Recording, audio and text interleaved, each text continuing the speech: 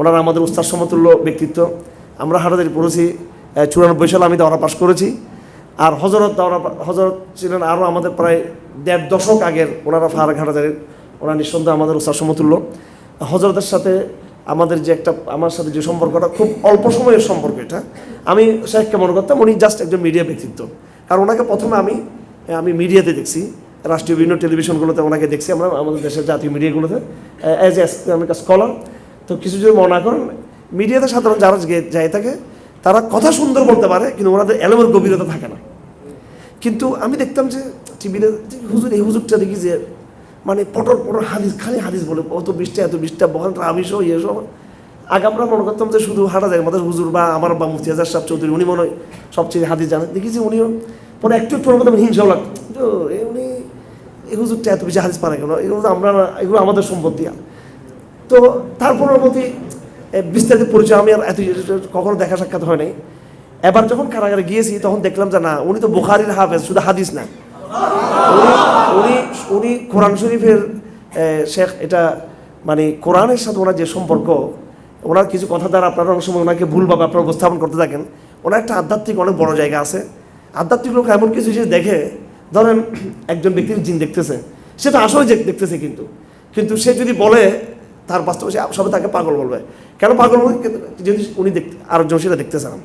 আর মানুষ তো সব কথাই যে মানুষের ভুলের ঊর্ধ্বে তা না, কিন্তু আধ্যাত্মিকতার যে একটা বড় জায়গা, এই জায়গাটা বর্তমানে আমরা যারা সংগঠন করি, আমি হেফাজত ইসলাম বাংলাদেশের যুগ্ম মহাসচিব, অনেক ইসলামী দল আছে। আমি একটা কথা, আমি 5 বছর কারাগারে ছিলাম, একেবারে নির্জন কারাগারে ছিলাম। এটা হচ্ছে আধ্যাত্মিকতার চর্চার সবচেয়ে বড় জায়গা।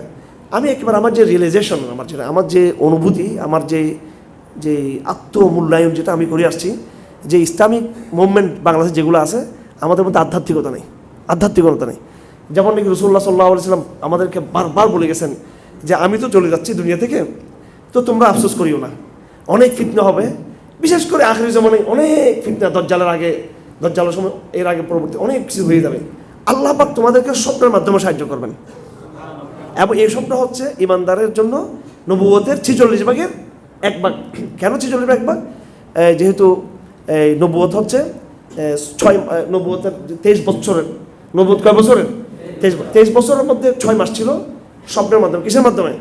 ফালাম ইয়ারা রুয়ান ইল্লা জাআত কাফালাকিস সুবহ।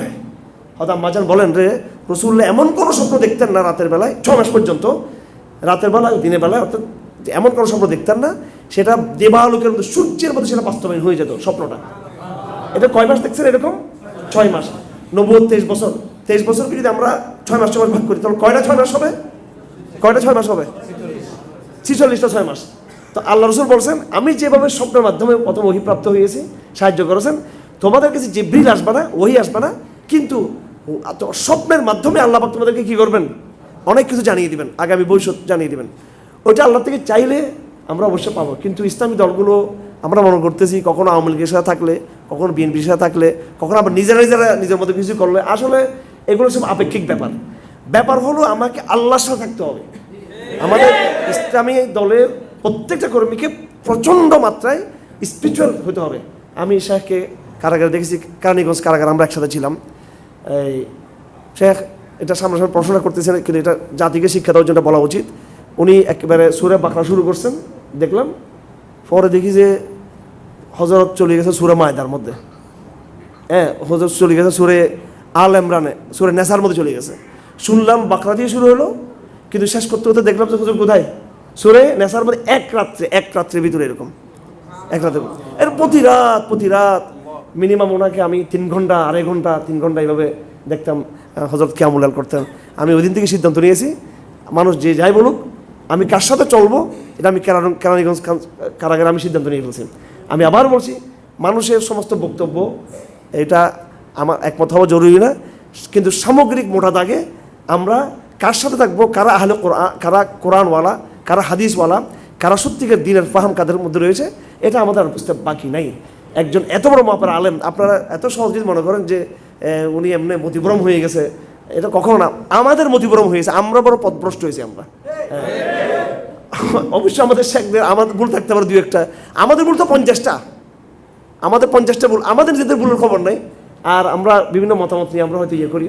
তো আমি এই আবেগটা শুধু ইসলামের জন্য। আমি মনে করি যে কোরআনের মাধ্যমে কিছু একটা বিপ্লব ঘটবে, এবং শেখ হচ্ছেন কোরআনের শেখ, কোরআনের ওস্তাদ, এবং কোরআনকে বোঝার জন্য পুরো কোরআনের হাফেজ হতে হবে। কোরআনকে কিয়ামুল লাইল পড়তে হবে তাহাজ্জুদের মধ্যে, কোরআন দ্বারা কোরআনকে ব্যাখ্যা করতে হবে, এবং কোরআনকে বোঝার জন্য হাদিসের প্রচণ্ড জ্ঞান লাগবে, প্রচণ্ড জ্ঞান লাগবে।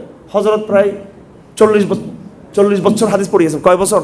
40 বছর হাদিস পড়িয়েছেন, বুখারী শরীফ সহ অন্য হাদিস পড়িয়েছেন। তো 40 বছর যিনি হাদিস পড়িয়েছেন, এরপর যিনি কোরআনকে এইভাবে কারাগার দেখে আসছে কোরআনকে চর্চা করতে, সুতরাং এইরকম লোককে আল্লাহ পাক ইনশাআল্লাহুল আজিজ কখনো তিনি পথ থেকে বিচ্যুত হবেন এটা হতে পারে না। বরং তাদের পিছনে যদি জাতি ঐক্যবদ্ধ হয় তাহলে এই আমাদের জন্য অনেক কল্যাণ রয়েছে। আপনারা আবার এটা মনে করবেন না যে আমি হুজুরকে প্রশংসা করতেছি, হুজুরকে খুশি করতেছি। হুজুর আমাদের বাবার মতো, চাচার মতো, বা আমাদের বড় ভাইয়ের মতো হযরত। আমরা মক্কা শরীফ হুজুরকে ধরছি আমরা সবাই।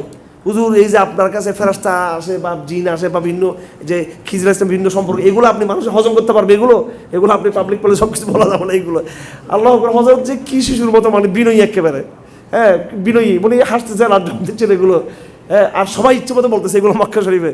তো এগুলো তো সুবহানাল্লাহ। হুজুর তো এটা বলেন নাই যে আমাদেরকে ঝাটকে মারেন নাই, হ্যাঁ এগুলো এরকম বলেন না, আমাদেরকে উল্টা গুমরা বলেন নাই। উনি এগুলো নিচ্ছে, বলো তোমাদেরটাও ঠিক আছে, আর আমার মাঝে মাঝে যেটা তাকমিরিতে কিছু বিষয় আমার এগুলো বলা উচিত, এটাও ঠিক আছে আমার। তো এইভাবে যাই হোক, সামগ্রিক মোটা থাকে আমি বলছি সামগ্রিকভাবে ইনশাআল্লাহ আমরা হযরত থেকে বড় কিছু আশা করি। বাংলাদেশে হযরত হিজরত করে চলে গেছিলেন ভারতের চাপে। ভারত আমাকে আর হযরতকে জসিমুদ্দৌলা রহমান সাহেবকে মেরে ফেলবে ভারত এই অবস্থায়। কিন্তু 5 আগস্টের পরে 36 জুলাইয়ের পরে আলহামদুলিল্লাহ যেসব কিছু অবস্থা আসছে, আপনারা যে সবসময় এখানে আমাদেরকে পাবেন তা না, হযরত আবার ফিরে আসছে।